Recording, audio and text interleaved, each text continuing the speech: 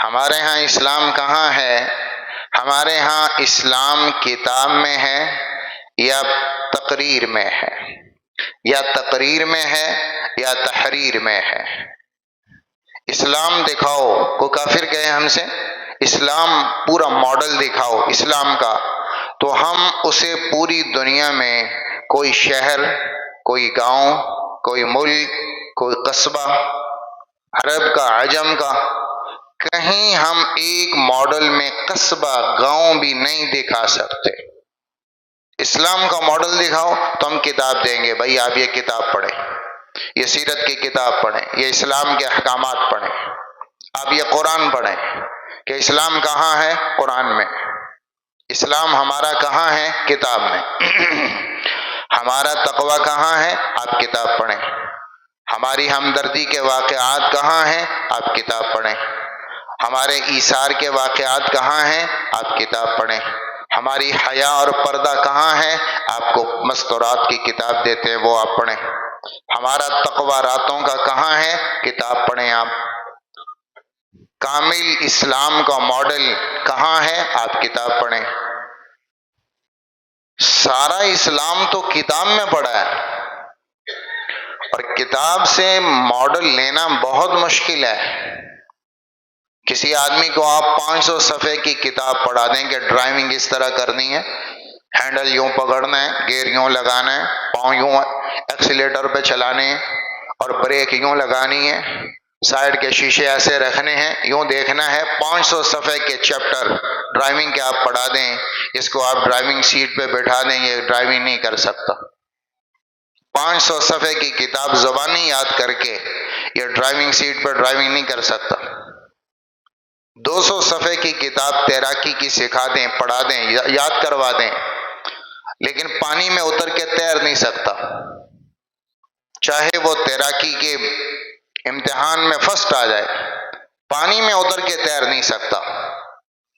تو کتاب اور چیز ہوتی ہے، عملی طور پہ کرنا اور چیز ہوتی ہے۔ ایک شعر ہے حقیقت میں، ایک شعر کی تصویر ہے، دونوں میں کتنا فرق ہے۔ شعر حقیقت میں آ جائے تو سب کی دوڑیں لگ جائیں، اور شعر کی تصویر سے بچہ بھی نہیں ڈرتا۔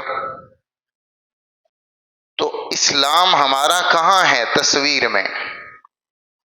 ہم کتاب سے پڑھ کے سنا سکتے ہیں، ایثار کتاب میں ہے، ہمدردی کتاب میں ہے، دوسرے کے لیے جان دینا کتاب میں ہے، اپنے پیٹ پہ پتھر باندھ کے اوروں کو کھلانا یہ کتاب میں ہے، باہر نہیں دکھا سکتے، یہ کتاب میں ہے۔ عدل و انصاف کے قضاء کے فیصلے وہ کتاب میں ہیں۔ اسلامی سیاست کتاب میں ہے، اسلامی حکومت کتاب میں ہے۔ 52 اسلامی ممالک پر ایک بھی اسلامی حکومت نہیں دکھا سکتا، اسلامی نظام نہیں دکھا سکتا، اسلامی معاشرہ ایک گاؤں نہیں دکھا سکتا کہ یہ پورا گاؤں ماڈل ہے مدینے کا اور پورا اسلام یہاں نافذ ہے اور دکھایا جا سکتا ہے۔ کہیں آپ اسلام دکھا نہیں سکتے، لہٰذا اپنوں کے لیے بھی نہ کشش، نہ اوروں کے لیے کشش، کیونکہ ہمارا پورا دین تقریر میں ہے یا تحریر میں ہے۔ دین سیکھنے کے رستے بڑے مشکل ہو گئے ہیں۔ تقریر سے کون پڑھے گا، سنے گا؟ تحریر سے کون؟ جو پڑھا لکھا ہوگا۔ ان پڑھ کیا کریں گے؟ دیہات والے کیا کریں گے؟ گاؤں والے کیا کریں گے؟ ڈیروں والے کیا کریں گے؟ جو پڑھنا لکھنا نہیں جانتے، قرآن نہیں سمجھتے، عربی کا نہیں پتہ، اسلامی کتابیں نہیں جانتے، وہ کس طرح آئیں گے دین پر؟ تقریر اور تحریر کا رستہ انتہائی مشکل ہے۔ اسلام زندگی سے نکل گیا۔ پہلے صحابہ میں اسلام کہاں تھا؟ یہ 6 فٹ کی کتاب میں، یہاں اسلام تھا۔ اسلام دیکھنا ہے، ابو بکر یہ جا رہا ہے، دیکھ لو اسلام پڑھ لو۔ اسلام دیکھنا ہے، کوئی کتاب نہیں، کوئی تصنیف نہیں، کوئی تالیف نہیں، کوئی تقریر نہیں، یہ عمر ہے، بس دیکھ لو یہ سارا اسلام۔ ایک صحابی نے پوچھا اماں عائشہ رضی اللہ عنہ سے کہ اماں بتائیں اللہ کے نبی کیسے تھے؟ آپ کی صبحیں، آپ کی شامیں، آپ کی زندگی، آپ کی سیرت کیا تھی؟ تو فرمایا اما تقرأ القرآن، کیا تم قرآن نہیں پڑھتے؟ کہا جی بالکل پڑھتے ہیں۔ کہا بس یہ دیکھ لو کہ جو قرآن میں تھا وہ نبی میں تھا، تو قرآن کے آپ کو 30 پارے پڑھنے پڑیں گے، آپ نبی کو دیکھ لیں یہ 30 پارے چلتے پھرتے آپ کو نظر آ رہے ہیں۔ ایک وہ قرآن تھا جو پڑھا جائے گا، ایک وہ قرآن ہے جو دکھے گا، نظر آئے گا۔ تو یہ قرآن تھا پڑھنے والا، یہ قرآن تھا دکھنے والا۔ تو اس کو دیکھ کر 30 پاروں کو سمجھنا بڑا آسان تھا۔ دیہات والے بھی سمجھ رہے ہیں، گاؤں والے بھی سمجھ رہے ہیں، ڈیروں والے بھی سمجھ رہے ہیں، اور یہاں قرآن پڑھ کے سمجھنا بہت مشکل ہے، بہت مشکل ہے۔ تو بھائیو، صحابہ کے زمانے میں اسلام پھیلا، صحابہ کوئی زبان نہیں جانتے تھے، کوئی زبان نہیں جانتے تھے۔ ہمارے ہاں لوگ کہتے ہیں جی چائنیز سیکھنی ہے تبلیغ کرنی، انگریزی سیکھ رہے ہیں تبلیغ کرنی، انگریزوں کو بھی تبلیغ کرنی جا کر۔ تبلیغ زبان سے تھوڑا ہوتی ہے، زبان سے نہیں ہوتی، وہ تو آپ کا معاملات کی کوئی زبان نہیں ہوتی، اخلاق کی کوئی زبان نہیں ہوتی۔ اخلاق کا حسن خود کھینچتا ہے، کافر کو بھی مسلمان کو بھی۔ وہ تو تقریر کے لیے زبان چاہیے، اسلام کے لیے کوئی زبان نہیں چاہیے۔ صحابہ کوئی زبان نہیں جانتے تھے، عربی تو فطری زبان تھی، پڑھا ہوا نہیں تھا عربی کو، عربی فطری طور پر مادری زبان تھی صحابہ کی۔ پوری دنیا کا مشن لے کر نکلے ہیں، انہیں پتہ ہے ہم نے مصر فتح کرنا ہے، اللہ کے نبی خبر دے رہے ہیں۔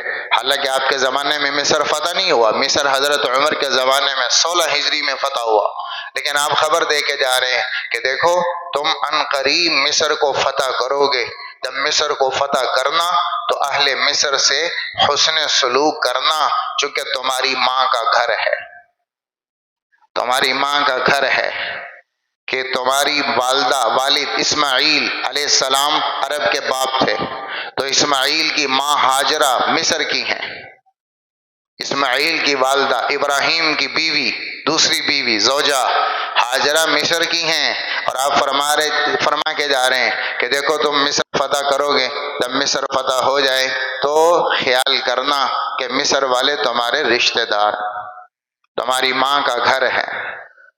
اور مصر کب ہوا فتح؟